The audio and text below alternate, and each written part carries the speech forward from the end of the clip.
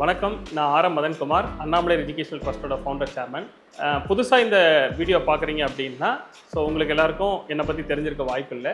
நான் கடந்த 20 வருஷமாக அப்ராட் எம்பிபிஎஸ், முக்கியமாக ஃபாரினில் போய் எம்பிபிஎஸ் படிக்கிறதுக்கு ஸ்டூடெண்ட்ஸ்க்கு தேவையான எல்லா சப்போர்ட்ஸும் பண்ணிகிட்டு இருக்கேன். அது மட்டும் இல்லாமல் 2 கண்ட்ரியில் என்னுடைய ஓன் ஹாஸ்டல், மெஸ், ரெஸ்டாரண்ட் எல்லாம் நடத்திட்டு இருக்கேன்.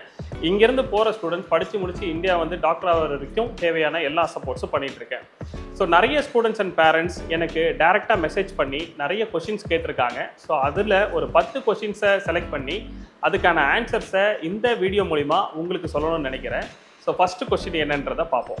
அப்ராட் எம்பிபிஎஸ் செக்டர் அப்படின்னாலே நிறைய ஃபேக் ப்ராமிசஸ் இருக்குது. ஏன்? ஸோ இதுதான் ஃபஸ்ட்டு கொஸ்டின். அதாவது எம்பிபிஎஸ் அப்ராட் அப்படின்னாலே நிறைய ஃபேக் கமிட்மெண்ட்ஸும் நிறைய ஸ்கேம்ஸும் நடக்குது அப்படிங்கிறது தான் பேரண்ட்டோட கேள்வி. நிறைய பேரண்ட்ஸ் இதை வந்து ரொம்ப கிளியராக பார்க்கல அப்படிங்கிறது தான் உண்மை. ஸோ நிறைய ஸ்டூடெண்ட்ஸை வந்து கன்சல்டன்ட் வந்து ஏமாத்துறாங்க அப்படிங்கிறதுக்கு காரணம், பேரண்ட்ஸு ரொம்ப கம்மியான ஃபீஸ் ஸ்ட்ரக்சரில் ஒரு எம்பிபிஎஸ் அப்ராட் படிக்கலாம், ஸோ அங்கே போய் நம்ம வந்து ஃபாரின்ல எம்பிபிஎஸ் படிக்கிறதுக்கு ரொம்ப கம்மியான செலவு தான் ஆகும் அப்படின்னு நினைக்கிறது தான். அதில் நிறைய பேரண்ட்ஸு ஃபீஸை மட்டுமே கம்மியாக இருக்குன்றதை பார்த்து மற்ற விவரங்களை சரியாக சேகரிக்காம, மற்ற தகவல்களை யாருக்கிட்டையும் விசாரிக்காம நேரடியாக போய் அவங்க கிட்ட அட்மிஷன் பண்ணுறது தான் இதுக்கு மிகப்பெரிய காரணம். ஸோ இந்த ஸ்கேம் பண்ணுறவங்க, இந்த மாதிரி ஏமாத்துறவங்க ஃபீல்டில் இருக்க தான் செய்வாங்க. அதை நம்ம ஒன்றும் பண்ண முடியாது. பட் பேரண்ட்ஸ் கண்டிப்பாக எல்லாரையும் அனலைஸ் பண்ணி ஒரு நிறைய பேர்கிட்ட அவங்க விசாரிச்சு அதில் எது உண்மை எது பொய் அப்படிங்கிறத தெரிஞ்சுக்கிட்டு ஃபீஸ் ஸ்ட்ரக்சர்ஸ்லாம் கரெக்டாக சொல்கிறாங்களா, இந்த ஃபீஸில் அங்கே படிக்க முடியுமா,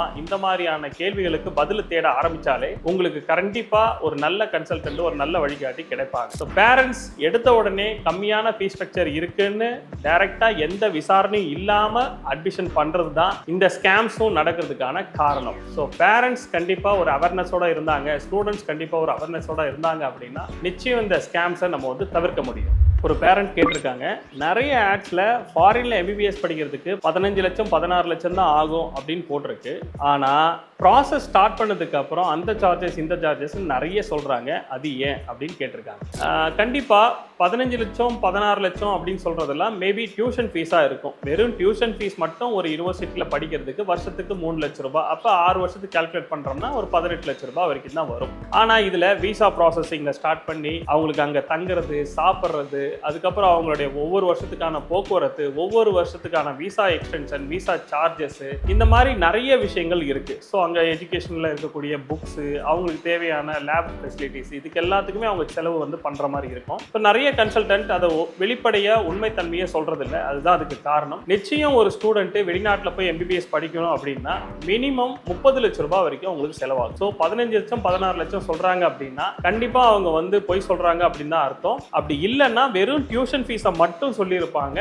அதில் ஃபுட்டுக்கான காஸ்ட்டோ, அகாமடேஷனுக்கான காஸ்ட்டோ, விசா சார்ஜஸ் எதுவுமே அவங்க இன்க்ளூட் பண்ணாமல் சொல்லியிருப்பாங்க. அப்போது இதில் இருக்கிற டீட்டெயில்டு எக்ஸ்பிளனேஷன் என்ன அப்படிங்கிறத பேரண்ட்ஸ் தான் அந்த கன்சல்டன்ட்ட தெளிவாக தெரிஞ்சு கேட்டுக்கணும். ஸோ இதுக்கான காஸ்ட், அதாவது டியூஷன் ஃபீஸ் மட்டும் சொல்கிறீங்களா, இல்லை ஃபுட்டுக்காக என்ன செலவாகும், ஹாஸ்டலுக்காக என்ன செலவாகும், போக்குவரத்து என்ன செலவாகும் அப்படிங்கிறதுலாம் பேரண்ட்ஸு நம்ம தான் கேட்டு தெரிஞ்சுக்கணும். அப்படி கேட்கும்போது உண்மையாகவே ஃபுல் அமௌண்ட் என்ன அப்படிங்கிறது உங்களுக்கு தெரிய வரும்.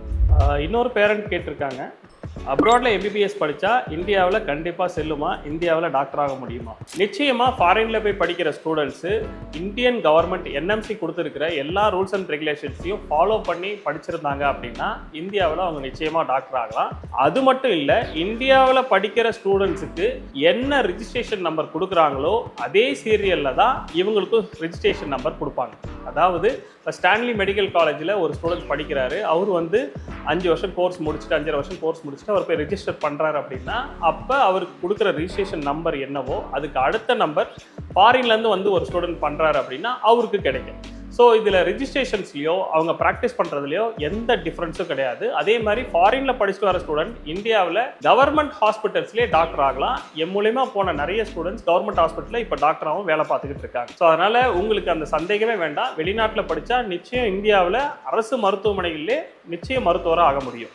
அது மட்டும் இல்லை, ஒருவேளை பேரண்ட்ஸ்க்கு அந்த யூனிவர்சிட்டியோ அங்கே படிக்கிற படிப்போ 100% என்எம்சியோட வெரிஃபைடா, என்எம்சி வந்து ரெகக்னைஸ்டா அப்படின்னு செக் பண்ணணும்னு நினச்சிங்கன்னா உலக சுகாதார மையம், அதாவது WFMCன்னு சொல்லுவாங்க, வேர்ல்டு ஃபெடரேஷன் ஆஃப் மெடிக்கல் எஜுகேஷனோட WDOMS, அதாவது world directory of medical education அப்படிங்கிற வெப்சைட்ல போயிட்டு இந்த யூனிவர்சிட்டி, அதாவது எந்த கண்ட்ரில நீங்க படிக்க போகணும்னு நினைக்கிறீங்களோ அந்த கண்ட்ரியில பர்டிகுலரா நீங்க சொல்ற அந்த யூனிவர்சிட்டியோட நேம் இருக்கா அப்படிங்கிறத செக் பண்ணீங்கனாலே போதும். ஏன்னா உலக சுகாதார மையத்தால் ஒரு யூனிவர்சிட்டி வந்து அங்கீகரிக்கப்பட்டிருக்கு அப்படின்னா இந்தியாவில் அந்த யூனிவர்சிட்டியில படிச்சுட்டு வந்தா டைரக்டா டாக்டர் ஆக முடியும். ஆனா FMG எக்ஸாம் எழுதி கிளியர் பண்ணணும். அடுத்த கேள்வி, என் பொண்ணை ஆயிரக்கணக்கான மைல் தள்ளி நான் படிக்க அனுப்புறேன், நிச்சயம் பாதுகாப்பா அவ இருப்பாளா? கண்டிப்பா ஒரு நல்ல கேள்வி.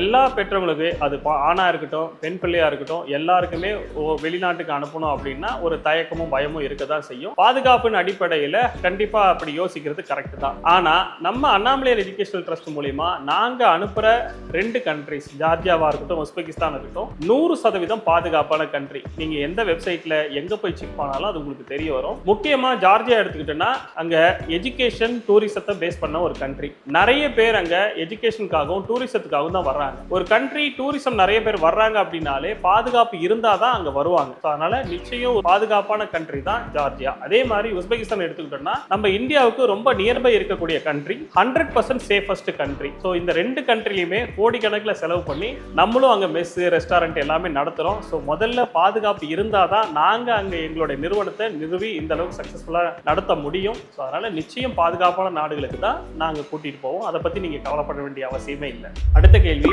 என் பொண்ணு தமிழ்நாட்டுக்குள்ளே எங்கள் வீட்டில் வீட்டு சாப்பாடு சாப்பிட்டு 12வது வரைக்கும் படித்து பழக்கப்பட்டுட்டா, திடீர்னு வெளிநாட்டுக்கு போகும்போது அங்கே அவளுக்கு சாப்பாடு அது மாதிரி கிடைக்குமா? அங்கே இருக்கிற கிளைமேட்டு அவளுக்கு ஒத்துக்குமா? இதை எப்படி அவள் வந்து மேனேஜ் பண்ணுவா அப்படின்னு கேட்டிருக்காங்க. அதாவது கண்டிப்பா வெளிநாட்டுக்கு போகும்போது முக்கியமா நம்ம சஜஸ்ட் பண்ற அந்த கண்ட்ரிஸ் போகும்போது கால சீதோஷ நிலை நம்ம இந்தியாவில் எப்படி வெதர் இருக்கோ அதே மாதிரி தான் அங்கேயும். ஸோ நிச்சயமா மழைக்காலம், வெயில் காலம், குளிர்காலம் எல்லாமே இருக்கும். குளிருங்கிறது அந்த 3 மாதம், நவம்பர், டிசம்பர், ஜனவரி, பிப்ரவரி, இந்த 3-4 மாதத்துக்கு மட்டும்தான் குளிர் இருக்கும். ஸோ அதில் ஸ்டூடெண்ட்ஸ்க்கு வந்து கண்டிப்பாக வந்து ரொம்ப தாங்க முடியாத அன்பேரபிளான குளிர் அங்கே கிடையாது. ஸோ நம்ம ஊட்டி கொடைக்கானல் இருக்கிற மாதிரி நார்மல் டெம்பரேச்சர், அதாவது கொஞ்சம் குளிர் இருக்கும், கொஞ்சம் பனிப்பொழிவு இருக்கும். பட் நம்ம ஸ்டூடெண்ட்ஸால தாங்க முடியாத அளவுக்கு இருக்கிற மாதிரி இல்லை. இப்போ ரஷ்யா மாதிரியான கண்ட்ரிஸ்க்கு ரொம்ப மேலே போகும்போது நமக்கு குளிர் வந்து ரொம்ப அதிகமாகவே இருக்கும். ஆனால் ஜார்ஜியாவிலேயோ உஸ்பெகிஸ்தான்லையோ குளிர் வந்து அந்த அளவுக்கு கிடையாது. ஸோ கண்டிப்பாக ஸ்டூடெண்ட்ஸ் வந்து தாங்கக்கூடிய அளவில் தான் இருக்கு. அது மட்டும் இல்லை, கண்டிப்பாக அங்கே அவங்களுக்கு தமிழ்நாடு ஃபுட் தான் கொடுக்கும். ஃபார் எக்ஸாம்பிள் நம்ம மெஸ்ல நம்ம பண்ற இந்த 2 கண்ட்ரிலையுமே சேலம், கோயம்புத்தூர், ஆத்தூர், பாண்டிச்சேரி இந்த மாதிரி ஊர்ல இருக்கிற சமையல்காரங்க தான் எங்கிட்ட அங்கே வேலை செய்யறாங்க. ஸோ கிட்டத்தட்ட 2 கண்ட்ரிலையுமே 10 பேர் கொண்ட டீம் இருக்காங்க. நம்ம பிள்ளைங்களுக்கு இட்லி தோசையில இருந்து எல்லா உணவும் உங்க வீட்டில் எப்படி கிடைக்குதோ அதே மாதிரி தான் நம்ம சமைச்சு கொடுக்குறோம். ஸோ அதனால நிச்சயம் வந்து ஸ்டூடெண்ட்ஸ்க்கு அவங்க வீட்டை மிஸ் பண்ற ஒரு ஃபீலோ இல்லை அவங்களுக்கு தமிழ்நாடு ஃபுட்டு கிடைக்கல அப்படிங்கிற ஒரு விஷயமோ அங்கே நடக்காது. நிச்சயமா அவங்களுக்கு ஒரு நல்ல சாப்பாடும் அங்கே இருக்கிற கால சீதோஷ நிலைக்கு தகுந்த மாதிரி நாங்கள் ஏற்பாடு பண்ணி கொடுக்குறோம். ஒரு பேரண்ட் ரொம்ப இன்ட்ரெஸ்டிங்கான ஒரு கேள்வி கேட்டிருக்காங்க. சப்போஸ் நைட்டு 2 மணிக்கு 1 மணிக்கு என் பொண்ணுக்கு ஏதோ ஒரு பிரச்சனை, திடீர்னு உடல் ரீதியா அவருக்கு ஹெல்த் இஷ்யூஸ் ஏதோ ஆகுது, அவ யார்கிட்ட பேசுவா, யார் ஃபர்ஸ்ட் அவங்களுக்கு ரெஸ்பான்ஸ் பண்ணுவா அப்படின்ற மாதிரி கேட்டிருக்காங்க. நிச்சயமா அந்த காலை அட்டன் பண்றது அண்ணாமலையாரோட ஸ்டாஃபாக தான் இருப்பாங்க. இல்லை நானே கூட, எனக்கே கூட ஸ்டூடெண்ட்ஸ் கால் பண்ணுவாங்க. நிறைய நாட்கள்ல ஸ்டூடெண்ட்ஸ் வந்து எனக்கு அந்த மாதிரி திடீர்னு நைட்ல கால் பண்றதுலாம் உண்டு. காரணம் அவங்களுக்கு இன்கேஸ் அவங்களுக்கு நெட்டு கிடைக்காம வீட்டில் பேச முடியாத ஏதாவது ஒரு சூழ்நிலை இருக்கும். இப்போ ஃபார் எக்ஸாம்பிள் நம்ம ஊர்ல 12 மணி இருக்கும்போது ஜார்ஜியாவில் 10 மணியா இருக்கும். வீட்டுக்கு பேசணும்னு திடீர்னு ட்ரை பண்ணுவாங்க. மேபி நெட்டு கனெக்ஷன் கிடைக்காம இருக்கலாம், இல்லை ஏதாவது ஒரு ப்ராப்ளம் இருக்கலாம். ஸோ அந்த மாதிரி இருக்கும்போது, இல்லை யாராவது ஒரு ஸ்டூடெண்ட்ஸுக்கு திடீர்னு உடம்பு சரியில்லை, காய்ச்சல், தலைவலி, ஏதோ ஒரு விஷயத்துக்காகவோ எனக்கு கண்டிப்பாக கால் பண்ணுவாங்க. அப்படி ஒரு வேளை கால் பண்ணும்போது இமீடியட்டாக அங்கே இருக்கக்கூடிய வார்டன்ஸ்க்கு நாங்கள் தெரியப்படுத்தி அவங்கள உடனே அந்த ரூமுக்கு வந்து பார்க்க சொல்லுவோம். அதுக்கப்புறம் இன்கேஸ் மெடிக்கல் எமர்ஜென்சி அவங்க வந்து ஹாஸ்பிட்டல் கூட்டிட்டு போனோம் அப்படின்னா கண்டிப்பாக ஹாஸ்பிட்டல் கூட்டிட்டு போவோம். இன்சூரன்ஸ் கண்டிப்பாக ஸ்டூடெண்ட்ஸ்க்கு போகிறதுனால அங்கே இருக்கிற இன்சூரன்ஸை பயன்படுத்தி அவங்க வந்து ட்ரீட்மெண்ட் பண்ணிக்கலாம். அப்படி இல்லைனாலும் மினிமம் ரெக்யர்மெண்ட்ஸ் ஏதாவது இருக்குதுன்னா நாங்களே சேஃப்டி மெடிசன்ஸ், மினிமம் மெடிசன்ஸ்லாம் நாங்களே வச்சிருப்போம். அந்த மெடிசன்ஸ்லாம் கொடுத்து குழந்தைக்கு தேவையான விஷயங்களை நாங்கள் பண்ணுறோம். ஸோ ஸ்டூடெண்ட்ஸ் கண்டிப்பாக வந்து அவங்களுக்கு எமர்ஜென்சி பீரியட்ல கண்டிப்பாக எல்லா ஸ்டூடெண்ட்ஸ் கிட்டேயுமே என்னுடைய நம்பர் இருக்கும், எனக்கு கால் பண்ணுவாங்க. அப்படி இல்லைன்னா பர்டிகுலர் ஹாஸ்டலில் இருக்கக்கூடிய வார்டன்ஸ் கால் பண்ணுவாங்க, அவங்களுடைய ஃப்ரெண்ட்ஸு அங்கே இருக்கக்கூடிய பர்சன்ஸ் கால் பண்ணுவாங்க, கேர்டேக்கர்ஸ் இருக்காங்க, சேஃப்டிக்குன்னு அங்கே ஒரு சில பேர் இருக்காங்க. ஸோ எந்த ப்ராப்ளம் எதுவாக இருந்தாலும் அங்கே இமீடியட்டாக கான்டாக்ட் பண்ணுறதுக்கு கிட்டத்தட்ட ஒரு 5-6 பேருடைய நம்பர்ஸ் வந்து ஸ்டூடெண்ட்ஸ் இருக்கும். ஸோ நிச்சயம் அதை பற்றி நீங்கள் கவலைப்பட தேவையில்லை. 24/7 எந்த நேரம் கால் பண்ணாலும் என்ன எமர்ஜென்சியாக இருந்தாலும் ஸ்டூடெண்ட்ஸை பார்த்துக்கிறதுக்கு ஒரு டீமே அங்கே இருக்காங்க. ஸோ அதை பற்றி நீங்கள் கவலைப்பட வேண்டிய அவசியமே இல்லை. அடுத்த கேள்வி, இப்போ இருக்கிற டிஜிட்டல் வேர்ல்டில் எதுக்கு அண்ணாமலையாருக்கு 10 ஃபிசிக்கல் ஆஃபீஸர்ஸ் அப்படின்னு கேட்டிருக்காங்க. 10 இல்லை, இப்போ 11 ஆயிடுச்சு. ஸோ நாங்கள் போன வருஷத்துக்கு முந்தின வருஷம் ஆரம்பித்து இந்த நிறுவனத்தை நடத்தலைங்க. கிட்டத்தட்ட இன்னைக்கு 20 வருஷமா இந்த நிறுவனத்தை நடத்திக்கிட்டு இருக்கோம். முதல்ல சேலம் மாவட்டத்தில் ஆரம்பிச்சு இங்கே தமிழ்நாட்டில் இருக்கக்கூடிய பல்கலைக்கழகங்கள் காலேஜஸ்க்கு அட்மிஷன்ஸ் பண்ணிட்டு இருந்தோம்.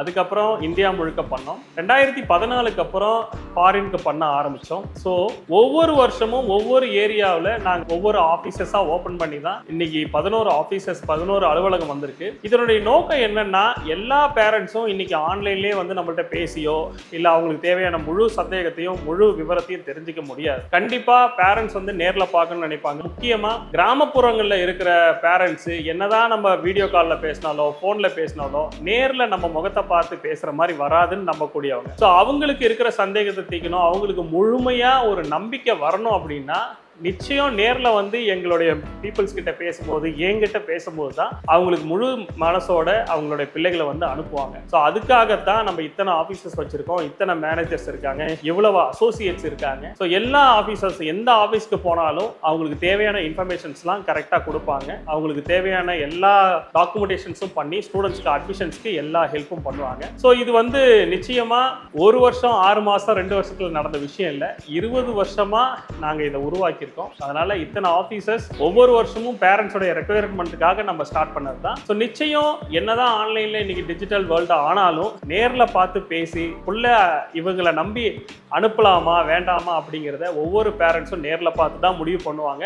அது இவ்வளோ நாள் அவங்க பண்ணிட்டு இருக்கிறதுல எந்தவித ப்ராப்ளம்ஸும் அவங்க ஃபேஸ் பண்ணல. அதுதான் அதில் பார்க்க வேண்டிய விஷயம். ஸோ நிறைய ஏஜென்சி இன்னைக்கு வந்து சென்னையிலையோ இல்லை ஏதோ ஒரு பெருநகரத்தில் ஆஃபீஸ் வச்சுக்கிட்டு ஒரு ஹோட்டலில் ரூம் போட்டு இல்லை ஒரு ஹோட்டலில் ஒரு ஹால் புக் பண்ணி அங்கே வந்து பேரண்ட்ஸை வர வச்சு அட்மிஷன்ஸ் போட்டு ஸ்டூடெண்ட்ஸோட அட்மிஷன் ப்ராசஸ் முடிஞ்சிச்சுன்னு கிளம்பிடுறாங்க. பட் நிறைய பேரண்ட்ஸ் வந்து அந்த மாதிரி இதை வந்து விருப்பப்படுறதில்லை. ஸோ ஒரு தடவை தான் ஒரு ஆளை பார்க்க முடியும். அவங்க கிட்ட போய் நாளைக்கு ஏதாவது ஒரு பிரச்சனை ஏதாவது ஒரு விஷயம்னா யாருக்கிட்ட போய் கேட்கறது, அவங்க எங்கேயோ ஒரு மூலையில் இருப்பாங்கன்னா அவங்கள தேடி எப்படி போகிறது, இந்த மாதிரி பல குழப்பங்கள் பேரண்ட்ஸ்க்கு இருக்கும். ஸோ அதனால தமிழ்நாடு முழுக்க நம்மளுடைய ஆஃபீஸர்ஸ் அந்தந்த ஊருக்கு எங்க நியர்பை ஆஃபீஸர்ஸ் இருக்கோ அங்க போய் நேரில் நீங்க பார்க்கலாம். நிச்சயம் உங்களுக்கு பாதுகாப்பாகவும் எந்த வித ஏமாற்று வேலைகளும் இல்லாம உங்களுக்கு தேவையான எல்லா விஷயத்தையும் நாங்கள் பண்ணி கொடுப்போம். அதுக்காக தான் இத்தனை ஆஃபீஸர்ஸ் வச்சிருக்கோம். இந்த கேள்வி காலேஜில் படிக்கிற ஒரு ஸ்டூடெண்ட் அவங்க ஃப்ரெண்டுக்காக சேர்க்கிறாங்க. அதாவது அவங்க ஃப்ரெண்டு ரிப்பீட்டர் எக்ஸாம் எழுதி ரொம்ப மார்க் கம்மியாக வாங்கியிருக்காங்க. அவளுடைய எம்பிபிஎஸ் கனவே முடிஞ்சிருச்சுன்னு நினைக்கிறா. ஸோ அவளுக்கு நீங்க கொடுக்குற அட்வைஸ் என்ன அப்படிங்கிறது மாதிரி கேட்டிருக்காங்க. கண்டிப்பா நீட்ல மார்க் குறைஞ்சிருச்சு இல்லை 12th மார்க் குறைஞ்சிருச்சு அப்படின்னா ஒரு ஸ்டூடெண்ட்ஸோட லைஃப் அங்கேயே முடிஞ்சிருது இல்லை. இன்னைக்கு சிஸ்டம் வைஸ் பார்த்தோம் அப்படின்னா எல்லாருமே மனிதர்கள் எல்லாருக்குமே இந்த ஐக்யூ லெவல் கரெக்டா இருக்கு அப்படின்னா எல்லாராலையும் எல்லா படிப்பையும் படிக்க முடியும். ஸோ அதுதான் இங்க நம்ம எல்லாரும் தெரிஞ்சுக்க வேண்டிய விஷயம். ஸோ ஒரு ஸ்டூடெண்ட்ஸ்க்கு நார்மலா இருக்காங்க, அவங்களுக்கு எந்த வித பிரச்சனையும் இல்லை, அதாவது ஸ்பெஷல் சைல்டா இல்லை இல்லை அவங்களுக்கு உடல்ல எந்த குறைபாடும் இல்லை அப்படின்னா நிச்சயம் அவங்களால ஒரு டாக்டர் ஆக முடியும். நம்மளா நினைச்சுக்கிறது தான் நீட்ல மார்க் கம்மி ஆயிடுச்சா நம்மளால எம்பிபிஎஸ் படிக்க முடியாது, 12th மார்க் கம்மி ஆயிடுச்சுன்னா நம்மளால எம்பிபிஎஸ் படிக்க முடியாது அப்படிங்கிறதுலாம் நம்ம மனசுல நம்ம நினைக்கிறது தான். ஸோ 12th வரைக்கும் கம்மியா படிச்சு மார்க் வாங்கின நிறைய பேர் இன்னைக்கு உலக அளவுல சக்சஸ்ஃபுல்லா மிகப்பெரிய மனிதர்களா மாறி இருக்காங்க. ஸோ என்னன்னா நம்ம மனசுல நம்ம என்ன நினைக்கிறோம், நம்மளுடைய எய்ம் என்ன, நம்ம அந்த பர்டிகுலரா என்ன படிக்கணும்னு நினைக்கிறோமோ அதுல நம்ம காட்டுற இன்ட்ரெஸ்ட்டை வச்சு தான் அவங்களோட லைஃப் இருக்கு. ஸோ உங்க ஃப்ரெண்டுக்கு நீங்க நிச்சயம் சொல்லுங்க, நீட்ல ஜஸ்ட் பாஸ் பண்ணியிருந்தாங்க அப்படின்னாலே அவங்களால டாக்டர் ஆக முடியும். ஸோ கம்மியான மதிப்பெண் எடுத்திருக்காங்க அவங்களால எம்பிபிஎஸ் கனவு போயிடுச்சு அப்படின்னா நினைக்க வேண்டாம். நிச்சயம் அவங்களுக்கு லோக்கல்ல சீட் கிடைக்கல அப்படின்னா ஃபாரின்ல போய் ரொம்ப கம்மியான செலவுல அவங்களால எம்பிபிஎஸ் படிக்க முடியும். நிச்சயம் உலக அளவுல ஒரு தரமான கல்வியை பெற்று ஒரு சிறந்த மருத்துவரா அவங்களால வர முடியும். ஸோ அதனால நிச்சயம் அண்ணாமலையாரோட நம்பரையோ இல்லை என்னுடைய நம்பரையோ அவங்களுக்கு கொடுத்து எங்ககிட்ட நேரடியாக அவங்கள வந்து பார்க்க சொல்லுங்க. அவங்களுக்கு தேவையான எல்லா வழிமுறையும் செஞ்சு கொடுத்து கண்டிப்பா நிச்சயம் அவங்களுக்கு தேவையான அட்வைஸ் கொடுத்து அவங்கள ஒரு நல்ல டாக்டரா உருவாக்க வேண்டியது எங்களுடைய கடமை. ஃபாரின்ல படிச்சு எம்பிபிஎஸ் டிகிரி வாங்கிடுறோம், ஆனால் அதுக்கப்புறம் இந்தியாவில் வந்து டாக்டர் ஆகிறதுக்கு தேவையான எஃப்எம்ஜிக்கு நீங்கள் என்ன சப்போர்ட் பண்ணுறீங்க? நிச்சயம் ஒரு நல்ல கேள்வி. நிறைய கன்சல்டன்ட்ஸ் வந்து இன்னைக்கு எம்பிபிஎஸ் அட்மிஷன்ஸ் போட்டு அவங்களுக்கு விசா வாங்கி கொடுத்து ஊருக்கு அனுப்பிட்டாலே வேலை முடிஞ்சிச்சு, சக்ஸஸ் அப்படின்னு நினைக்கிறாங்க. அப்படி இல்லை. நிச்சயமாக ஸ்டூடெண்ட்ஸ் போய் வெளிநாட்டில் எம்பிபிஎஸ் படித்து முடிச்சு இந்தியா வந்து டாக்டர் ஆகிற வரைக்கும் நிச்சயம் அவங்களுக்கு நிறைய கைடன்ஸ் தேவைப்படும். அதில் ஒன்று தான் இந்த எஃப்எம்ஜிக்கான coaching. So Annamalaiyar educational trust மூலிமா நம்ம அனுப்புகிற 2 கண்ட்ரிலையுமே ஸ்டூடெண்ட்ஸ்க்கு தேவையான எஃப்எம்ஜிக்கான கோச்சிங் நம்ம அங்கேயே கொடுக்குறோம். ஸோ முக்கியமாக ஜார்ஜியாவில் எஸ்சிஓ ஜார்ஜியா நேஷனல் யூனிவர்சிட்டியில் செகண்ட் இயர்லேருந்து ஃபைனல் இயர் வரைக்கும் ஸ்க்ரீனிங் எக்ஸாம்க்கான கோச்சிங்கை அங்கேயே நம்ம கொடுக்குறோம். ஸோ நிச்சயம் ஸ்டூடெண்ட்ஸ் நிறைய பேர் வந்து இங்கே எக்ஸாம் எழுதி பாஸ் பண்ணுறாங்க. 2024 நடந்த எஃப்எம்ஜி எக்ஸாமில் இந்த எஸ்சிஓ ஜார்ஜியா நேஷனல் யூனிவர்சிட்டியில் படித்த ஸ்டூடெண்ட் வந்து 61% பாஸ் பண்ணியிருக்காங்க. நிறைய கண்ட்ரீஸில் படித்த ஸ்டூடெண்ட்ஸ் 30%, 31% தாண்டதே கஷ்டமாக இருக்கும்போது ஒரு யூனிவர்சிட்டியிலேருந்து 60% பேர் எஃப்எம்ஜியில் பாஸ் பண்ணுறாங்க அப்படின்னா நிச்சயம் ஒரு நல்ல கோச்சிங் இருந்தால் தான் அது முடியும். ஸோ அந்த மாதிரி நம்ம அனுப்புகிற உஸ்பெகிஸ்தானாக இருக்கட்டும், ஜார்ஜியாவாக இருக்கட்டும், எல்லா கண்ட்ரிலையுமே ஸ்டூடெண்ட்ஸ்க்கு தேவையான எஃப்எம்ஜி கோச்சிங் கண்டிப்பாக கொடுக்குறோம்.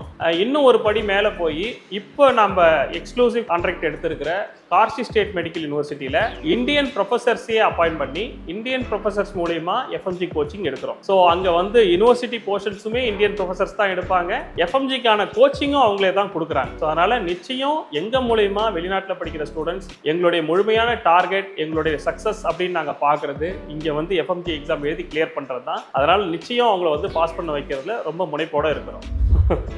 ஒரு பேரண்ட் கேட்டிருக்காங்க, ஒரு ஃபவுண்டரா, அதாவது இந்த கம்பெனியோட ஓனரா வெளிநாட்டில் போய் எம்பிபிஎஸ் படிக்கிற எங்க பிள்ளைங்களுக்கு நீங்க என்ன உத்தரவாதம் கொடுப்பீங்க அப்படிங்கிறத கேட்டிருக்காங்க. கண்டிப்பா உத்தரவாதங்கிறது தேவை. என்ன பண்ணாலும் இன்னைக்கு நம்ம வந்து எதை வாங்கினாலும் எந்த இடத்துக்கு போனாலும் ஒரு உத்தரவாதத்தை எதிர்பார்க்கிறோம். அப்படி பார்க்கும்போது வெளிநாட்டில் போய் எம்பிபிஎஸ் படிக்கிற உங்க பிள்ளைங்களுக்கு நிச்சயம் ஒரு சிறந்த தங்குற வசதியும் நம்ம தமிழ்நாட்டு சாப்பாட்டையும் என்னால் உறுதியாக கொடுக்க முடியும். அவங்க முடிச்சு இந்தியா வந்து டாக்டர் ஆகிற வரைக்கும் அவங்களுக்கு தேவையான பாதுகாப்பையும் அவங்களுக்கு தேவையான வசதிகளையும் உறுதியாக என்னால் செஞ்சு கொடுக்க முடியும். நிச்சயம் படிக்கிறது அவங்க கையில், அவங்களுக்காக நான் போய் பரீட்சை எழுத முடியாது. கண்டிப்பாக அவங்க தான் படிக்கணும். பட் அதற்கு தேவையான எல்லா வசதியும், படிக்கிறதுக்கு தேவையான ஒரு நல்ல சூழ்நிலையையும் என்னால் உறுதியாக உருவாக்கி கொடுக்க முடியும் அப்படிங்கிறது தான் என்னுடைய உத்தரவாதம். இன்னைக்கு கேட்ட கேள்விகளுக்கு, எனக்கு மெசேஜ் வந்த கேள்விகளுக்கு இந்த வீடியோ மூலிமா நான் பதில் கொடுத்துருக்கிறேன். இது மாதிரியான நிறைய சந்தேகங்கள், நிறைய கேள்விகள் உங்களுக்குள்ளேயும் இருக்கும். ஸோ நிச்சயம் கமெண்டில் உங்களுடைய கேள்விகளை கேளுங்க, அது ஒவ்வொன்றுத்துக்கும் நான் பதில் சொல்கிறேன். இல்லை உங்களுடைய கேள்விகளை உடனடியாக தீர்த்துக்கணும், உடனடியாக உங்களுடைய சந்தேகங்களுக்கு பதில் வேணும் அப்படின்னு நினச்சிங்கன்னா ஸ்க்ரீனில் தெரிகிற நம்பருக்கு கால் பண்ணுங்கள், என்னோட பேசுங்க. உங்களுக்கான எல்லா கேள்விகளுக்கும் பதில் கிடைக்கும். நிச்சயம் உங்கள் பிள்ளைகளை ஒரு சிறந்த மருத்துவராக ஆக்கணும் அப்படிங்கிறதையே நோக்கமாக கொண்டு அண்ணாமலையார் எஜுகேஷனல் ட்ரஸ்ட் இயங்கிட்டு இருக்கு.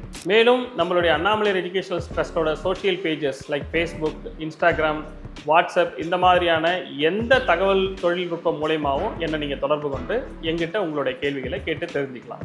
ஸோ இவ்வளோ நேரம் பொறுமையாக இந்த வீடியோ பார்த்ததுக்கு மிக்க நன்றி.